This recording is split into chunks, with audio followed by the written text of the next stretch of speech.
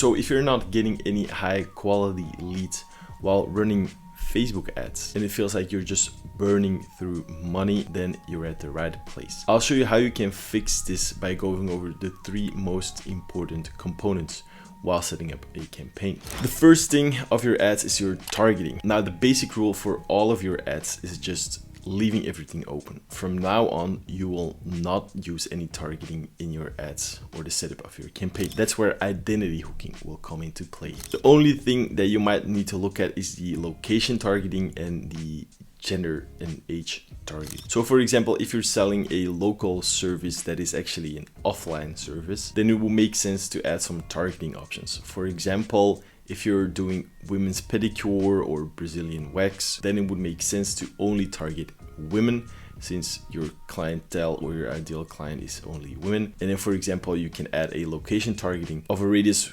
between 15 kilometers to 20 kilometers. That way you actually target the people that are willing to come to you. A Brazilian wax or a pedicure, I can imagine that not everyone will drive more than 30 minutes to get there and to get it done. Now we'll go over to the second part, which is actually one of the most crucial parts. It's the ad itself. A really good ad increases the volume of leads, the quality of the leads, as well as drives down all the ad costs and the cost per lead. The ad itself is 3 crucial components. The ad itself, so a video or photo that you'll use, the ad copy, and then the headline of the ad itself. So of course, the most important part is the ad itself. So the video or the photo that you will be using, because that's the first thing that people look at when scrolling on their feed. So the ad needs to be a scroll stopper. So if someone looks at the ad, they know it's for them and that they're already intrigued. And that's where identity hooking comes into play.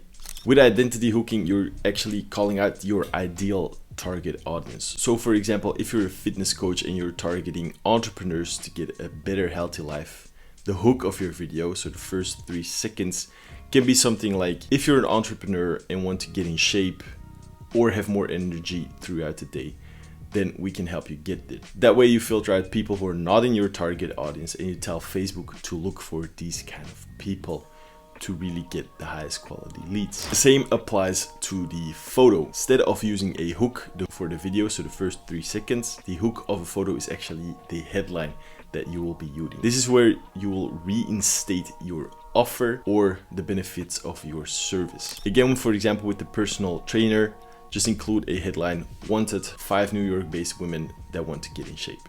That way, again, you indicate to people scrolling on the feed that if they're not a woman and they don't want to get in shape, then they're not going to click on the ad. The same principle actually applies to the copy and the headline of the ad. What I like to do is use the hook or the call out in the headline again, but in a different format. So for example, again, with the personal trainer, get in shape within 3 weeks. And in the copy, I would put something like, if you're based in New York and you want to get in shape, then here's how you can achieve it. Just make sure that for the body copy that you call out the ideal client in the first 2 sentences, because then they will need to click on read more, which is already a drop-off friction, which is not a good thing. Now, the last part is the lead form that you're using that is linked to the ad account itself. Of course, if you're new and you haven't run any ads before and you don't have a lot of data to base yourself on, then I would use the least amount of friction. So that means not asking too many questions. So how you structure it is you have a short intro of the offer again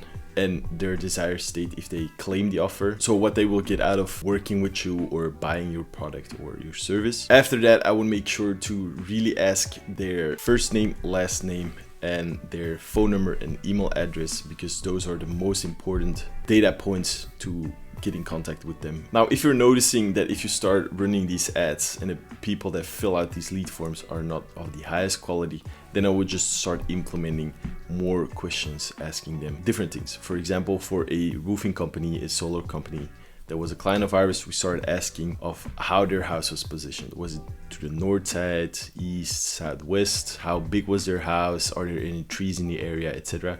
Because that way it increases the friction, but it really shows you that people, if they fill it out, that they're committed to having a call with you. So that is it. And if you start implementing these things, you will start generating higher quality leads once again. But if you want to know an extra little secret about leads forms that we use for our client, make sure to click on the video that is linked here and I'll see you in the next one.